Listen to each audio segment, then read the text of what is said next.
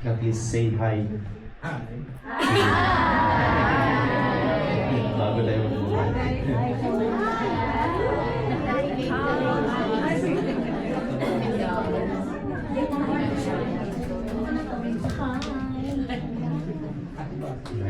And then, before we go on sa message po, blessed morning po sa bawat isa sa atin. And we are so blessed once again sa linggong ito. Ang dami po natin po mga bisita today. And God is so good. God is so good. Let us welcome and let us share a smile po sa buhay po ni Sister Beverly Ortega. Pakitas po kami. So, first time po niya sa church and we thank you so much for being with us po today. Kaninang pong, sino pagdala sa po sa kanya? Okay, thank you so much, Sister B. Okay, well, pinsan po ni Sister Gemma. Kilala mo namin po siya. Okay, second time, Sister Yere.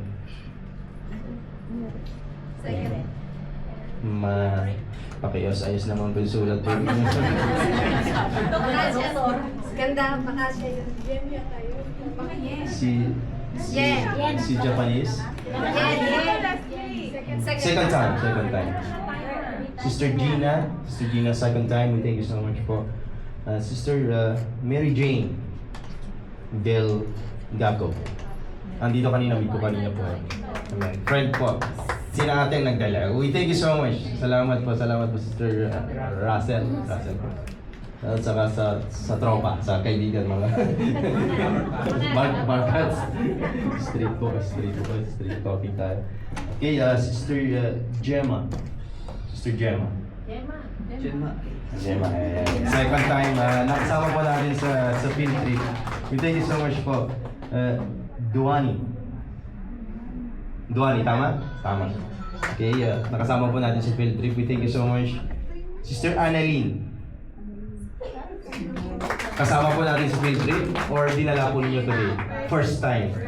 Thank you so much. Sister Aiza. Oh. Yan nakasama sa trip. Thank you so much po. Second time na natin siyang nakasama. Okay?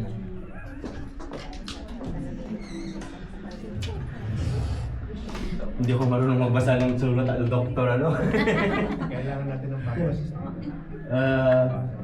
Bilya. Yung pangalan po ninyo? Michelle. Ang cute ng sulat mo. So, brother, ito. Philippine. Akala ko si Pilipinas. Ang pangalan po ninyo? Pilipinas. Nickname ko RP na lang. RP. Okay, mas okay, RP. Okay. Ang ganda ang pangalan niyo. Okay. You own the Philippines.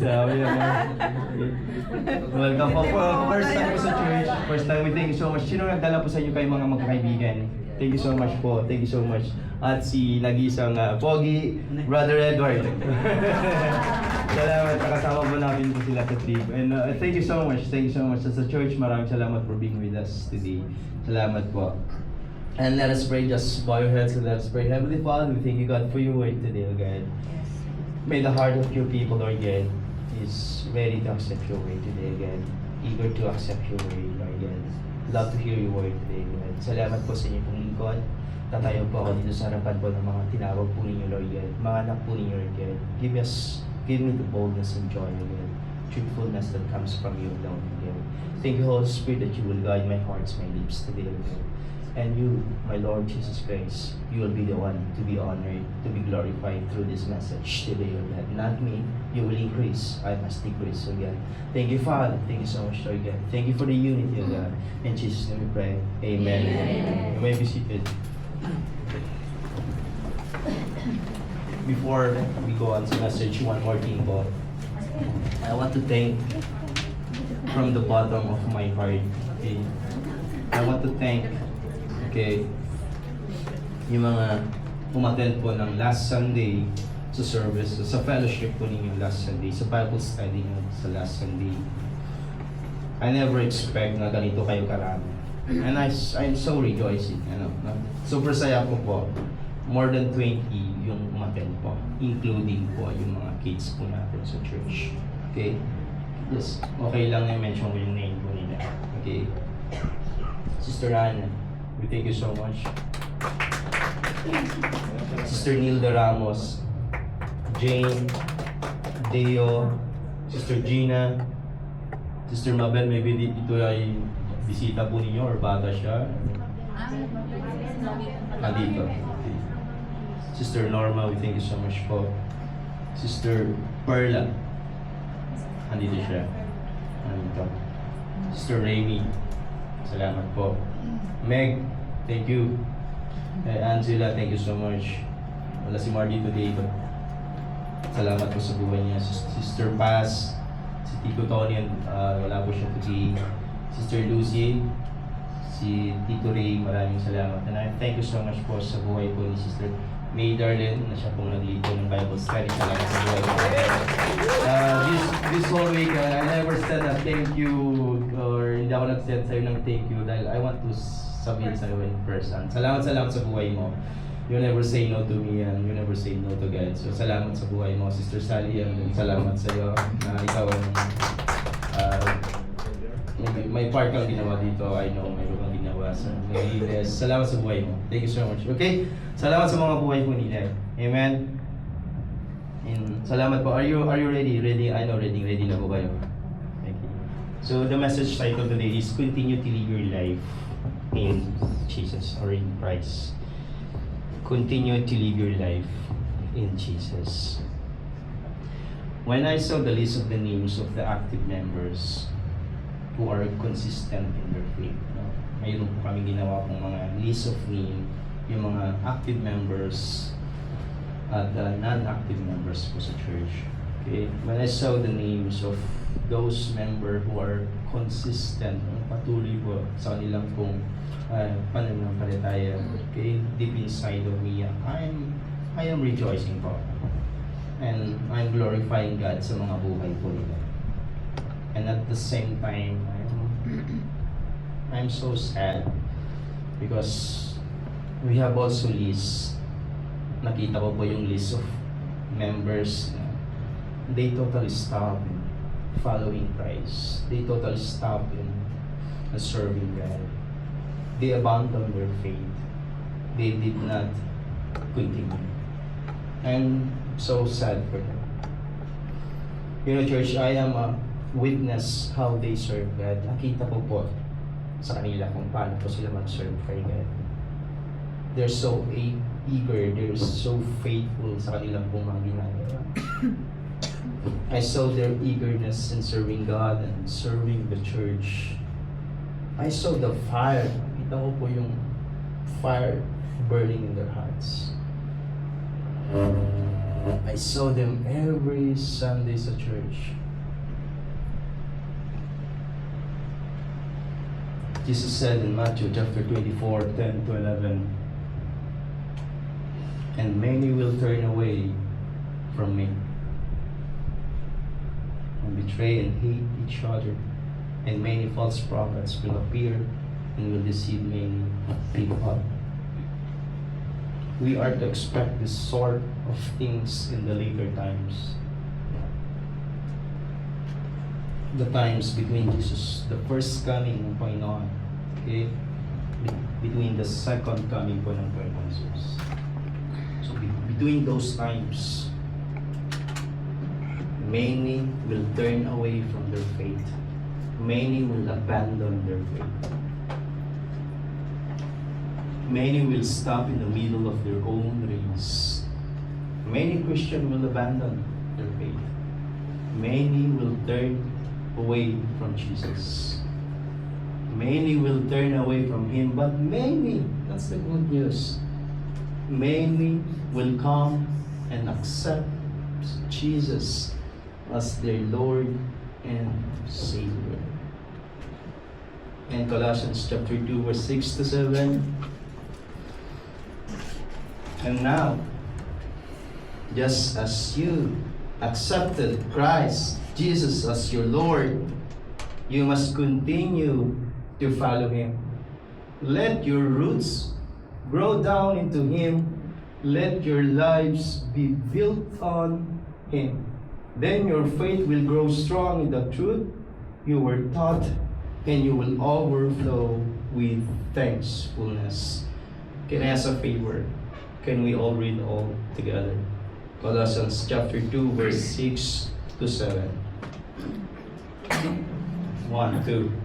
And now, just as you accepted Christ Jesus as your Lord, you must continue to follow Him. Let your roots grow down into Him, and let your lives be built on Him. Then your faith will grow strong in the truth you were taught, and you will overflow with thankfulness. Amen. In Colossians chapter 2, verse 6a, ang sabi po dito, now, just as you have accepted Christ Jesus as your Lord, accepting Jesus, church, friends, new believers, is the best decision you made in your life.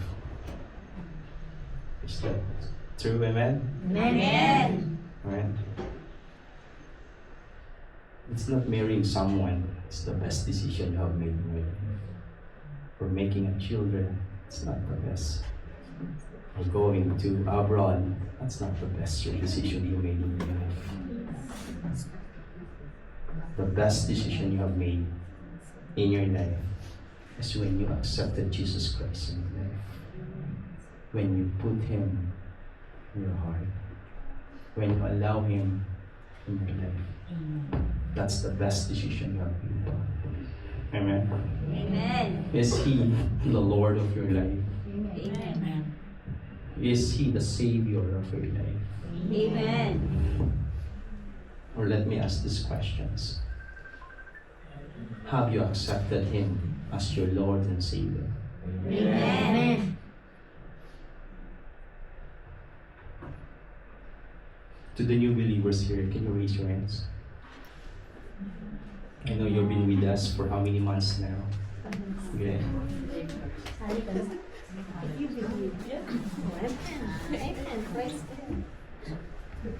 Is Jesus Christ the Lord of your life? Very few na po ang nag-amen. Nag-amen ako kasi.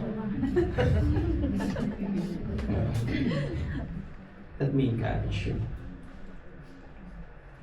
As long as there's a gift of today, okay, habang may panahon pa, okay, we encourage you to make Jesus as your Lord and Savior of your life. Amen? Think about it many times. Talk to the Father. Speak to the Holy Spirit. Amen?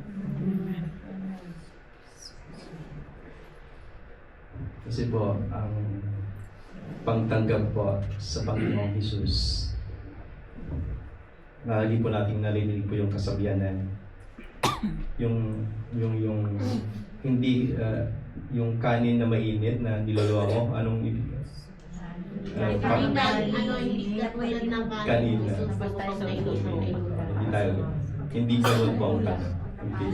Tinanggap mo siya today, tomorrow. Tinatakwil mo na siya. Okay. Tinanggap mo siya today as your Lord and Savior. Kinabukasan, ikaw lang Panginoon ng buhay mo. Hindi po ganon. Amen? Amen. Amen. I accepted Jesus Christ as my Lord and Savior. I think in 2006, if I'm not mistaken, or 2005, I gave my life to Him. So, almost 20 years na ako na siya yung Panginoon sa buhay ko. And there is, ups and downs, okay? Hindi ibig sabihin na siya. Tunay na akong na-Christiano for 20 years. There's ups and downs. Dumaraan ko sa buhay ko po. Minsan ako yung nasusunod. Okay. Panginoon, diyan ka muna. Ako muna ang mag-desisyon sa buhay ko. Bagay na yun. Okay?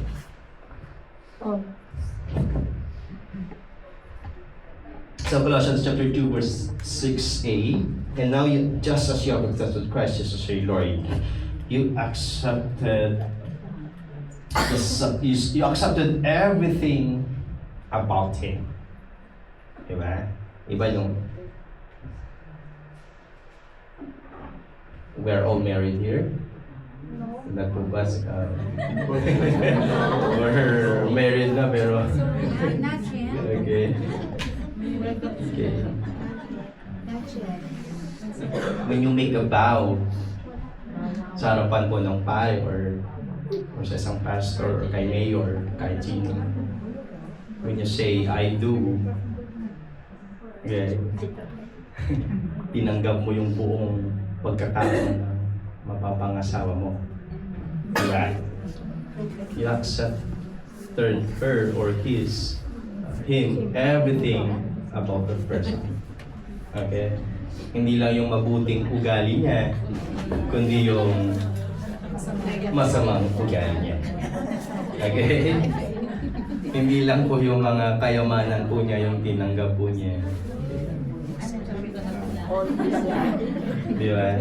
All of it, tinanggap po niya. Ganon din po tayo kay God.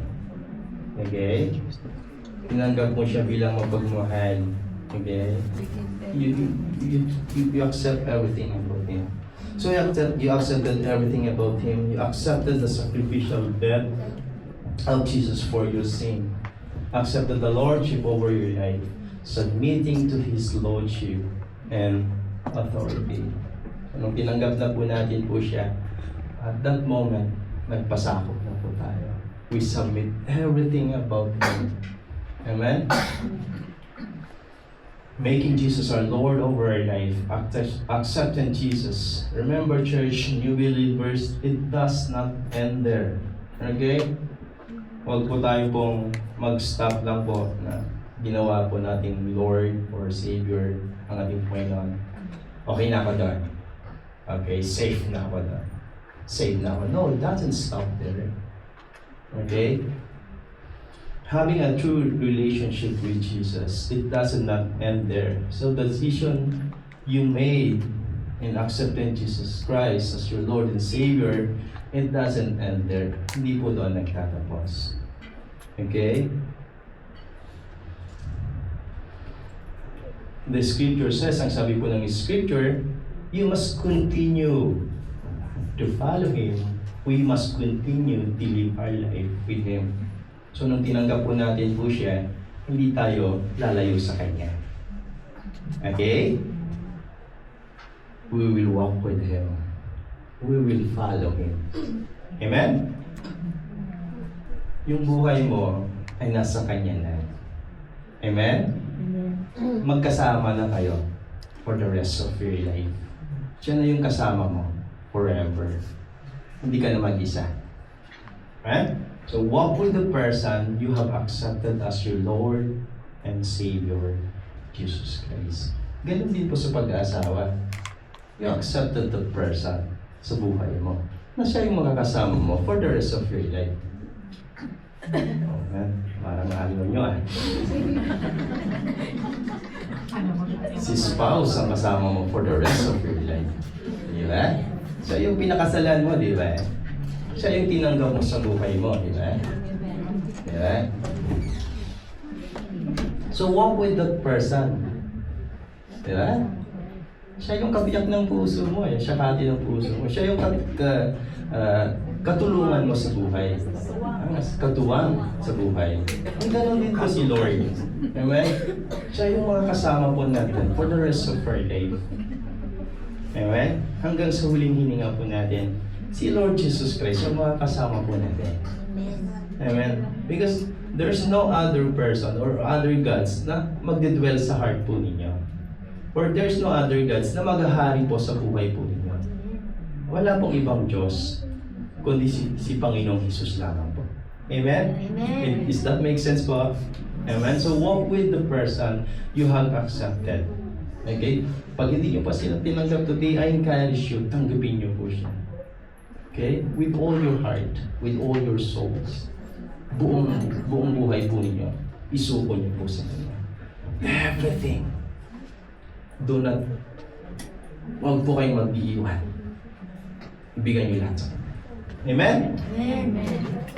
So the very clear reason, maliwanag na rason po, why so many will turn away from Jesus. So why so many Christians will turn away from Jesus or will stop following Jesus Christ? So anong dahilan po kaya, no? Number one, in relationship with Jesus, meron silang relasyon sa Panginoon, but not have enough spiritual guidance. Kaya, lagi ko pong sinasabi po, pag meron po tayo pong mga bisita, or they keep on coming po sa church, ang may bibigay po namin po sa kanila is spiritual guidance. Amen? Amen? Hindi namin nahawakan po yung decision po ninyo sa buhay po ninyo. The only thing what we can offer for you sa mga new believers, new faces sa iglesia ito, is our spiritual guidance to you. Saan po nanggagaling po yung guidance na yan? Nanggagaling po sa Word of God. Yan na po yung may bibigay po namin sa inyo. Like, alam po namin, marami po kaming pinagdaanan. May mga pinagdaanan din po kami. Amen? Na ayaw na po namin pong balikan. Amen? Buhay ko, you know kung ano yung buhay ko. You know kung ano yung buhay ko. Ayaw ko na po yung balikan. Okay? The more I keep on coming to church, they are guiding me para hindi po ako bumalik po sa buhay na yan. Amen? Sino dito palutero? Palutera? Wala ba?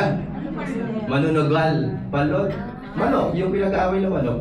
Okay. Sabongero. Mali ba yung Tagalog natin? Dating sabongera, manunugal, sugarol, braha, inom, alak, bisyo. Okay. Lahat pinagdaanan natin yon. Yes. Amen? At I thank God, we thank God so much na mayroon po isang family na mag-guide po sa atin. Amen? At I thank God sa mga buhay po nila. Okay, I thank God. Okay, through them, mayroon pong changes na nangyayari po sa buhay ko natin. Amen? Ang dami po natin pong pangarap. Sino po dito mga first time mag-abroad? First time, pakitas po mga kamay, huwag po kayong mahiya. Okay, first time, okay. First time mag-abroad. Okay. I know nakaka-relate kayo sa sasabihin ko. Nandun kayo sa abroad, nandun kayo sa Pilipinas. Ang dami niyong pangarap. Ang dami niyong plano. Hindi lang isa po yan. Hindi lang po yan dadalawa. Ang dami niyong pangarap, hindi lang isa. Hindi lang pangarap niyong mag-asawa, pangarap niyo sa panganak po ninyo. Plano niyo magkaroon ng bahay, plano magkaroon ng... Ang dami. Okay? So bit-bit niyo yung pangarap na yan, yung plano na yan, pagpunta niyo po dito sa bansang Greece. Yan? Pero may mga kababayan po tayo na yun ang bit-bit po nila po sa bansang Greece. Andito po sila, nasirang buhay po nila. Sa anong dahilan? Marami pong dahilan.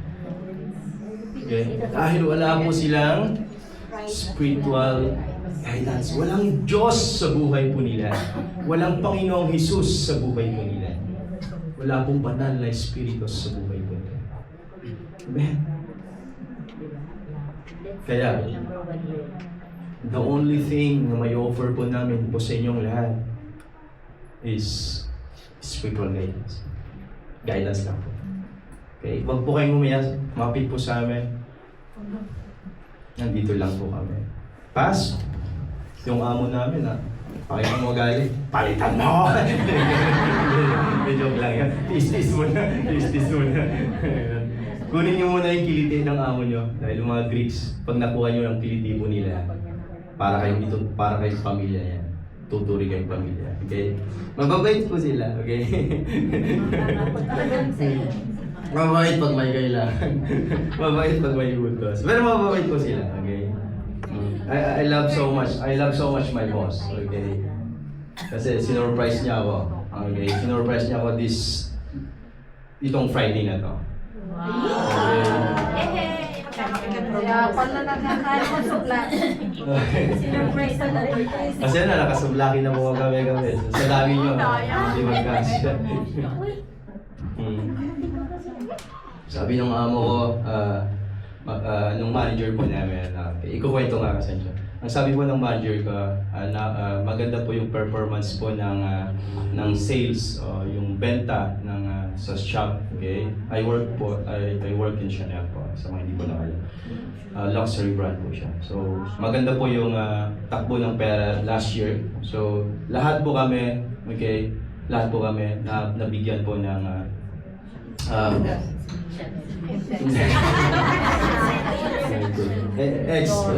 Intensive love with kids. Sana all.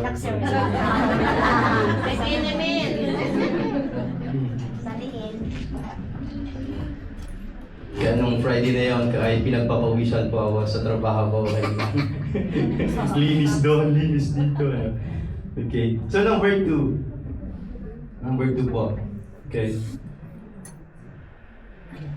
In relationship with Jesus, but not rooted in the person of Jesus. Walang spiritual growth.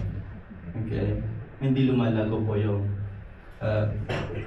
buhay po natin sa Panginoon. Okay? Hindi tayo lumalalim po sa ating pananampalataya. Hindi tayo lumalalim po sa salita po ng Panginoon.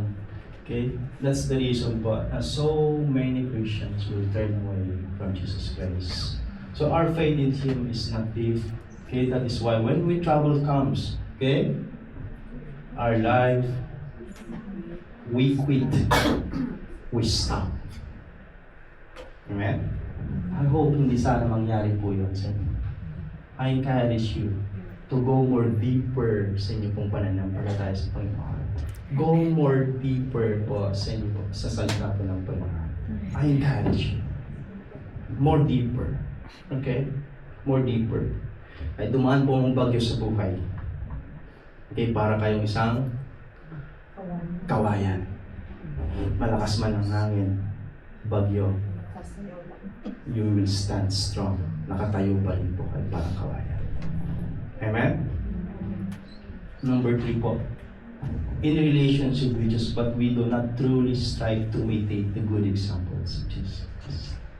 Mayroon kang relasyon sa Kanya, pero di ka naman sumusunod. Or kinokopya yung mga mabuting gawa po niya. May relasyon ka sa Diyos, pero hindi nakikita sa iyo yung walang nakikita sa iyo yung kabutihan. Hindi mo sinusunod yung ginagawa ng mga halimbawa. Amen? Ang Panginoong Jesus, He honors Sabbath day. Amen? Nagsisimba pa ang Panginoon nung na siya ay andito sa lupa.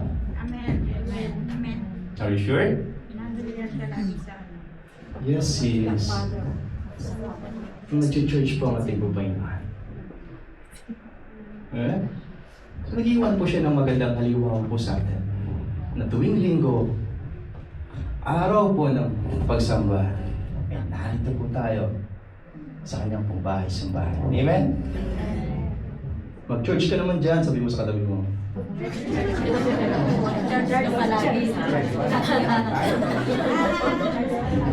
Church ka palagi. Attend ka church. Christ dito ang part-time.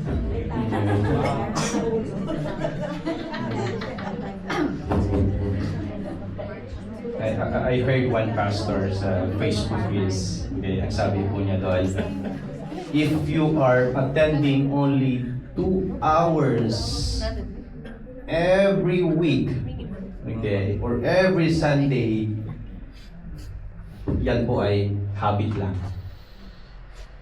Okay. Diba? Minsan sabi ko lang. Sabi.